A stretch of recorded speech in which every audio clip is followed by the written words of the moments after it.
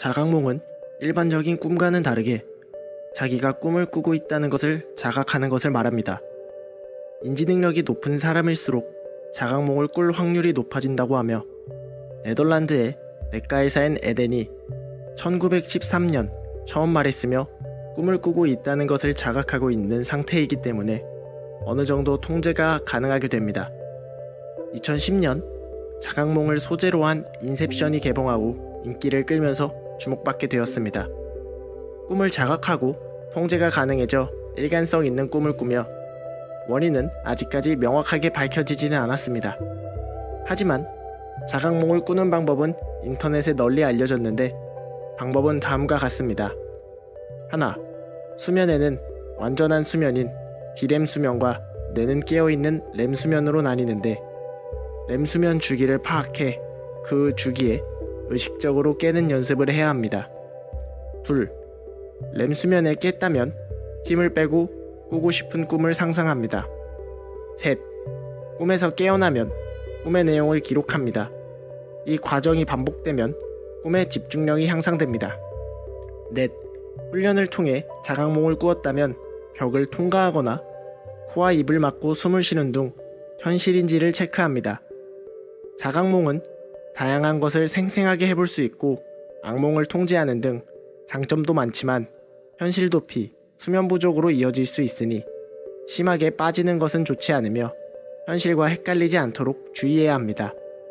추가로 자각몽을 꾸면 간혹 등장한다는 인물 디스맨입니다.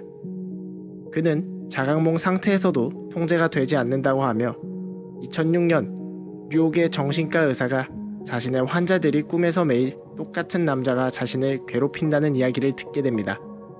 의사는 환자들에게 몽타주를 요구했고 놀라게 됩니다. 환자들의 몽타주는 모두가 똑같았습니다.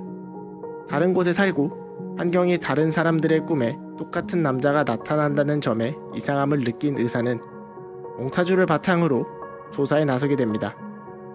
결과는 그 환자 외에도 똑같은 남자를 봤다는 사람이 2,000명이 넘었다고 합니다. 정체를 알 수 없는 이 남자의 이름은 디스맨으로 이름이 붙었으며 그를 찾기 위해 지명수배까지 하게 되었습니다.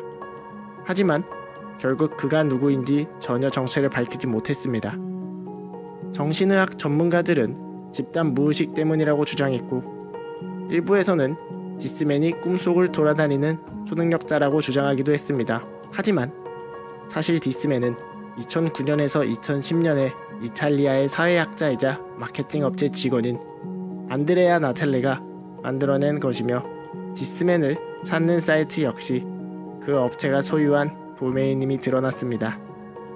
하지만 아직까지도 자신의 꿈속에서 디스맨을 보았다는 사람들이 있으며, 디스맨은 시간여행자로 인간이 진화를 시작할 무렵 인간의 무의식 근원에 자신의 얼굴을 삽입했다는 주장도 있습니다. 반드시 디스맨이 아니더라도 자각몽을 꾸는 것 자체는 굉장히 귀중한 경험입니다. 여러분이 자각몽을 경험하게 된다면 꼭 희망했던 것을 해보시길 바랍니다.